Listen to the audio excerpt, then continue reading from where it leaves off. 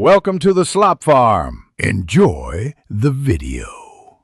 This is the only way to make a versatile omelet sauce. Gather tools and plan timing. Use a small 8-inch saucepan, a whisk, a fine mesh strainer, and a heat-proof bowl. Measure ingredients precisely. 1/4 cup chicken or vegetable stock, 2 tablespoons soy sauce, 1 tablespoon mirin, 1 teaspoon sugar, 1 teaspoon cornstarch mixed with 1 tablespoon cold water. Reserve 1 tablespoon butter for finishing. Work over low heat so flavors meld and sauce stays glossy and lump-free. Measure and prep ingredients before you heat the pan. In a small cup, whisk 1 teaspoon cornstarch into 1 tablespoon cold water to make a smooth slurry with no lumps. In the saucepan, combine 1/4 cup chicken or vegetable stock, 2 tablespoons soy sauce, 1 tablespoon mirin, and 1 teaspoon sugar.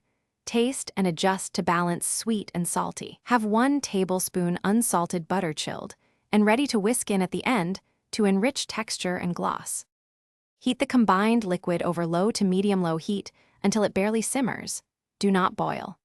Whisk in the cornstarch slurry steadily and continue to simmer for about 2 to 3 minutes until the sauce thickens to coat a spoon and becomes glossy.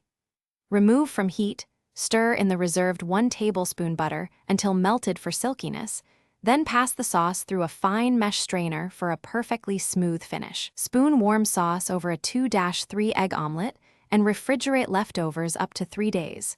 Reheat gently. Thanks for watching. Consider subscribing if we helped you today.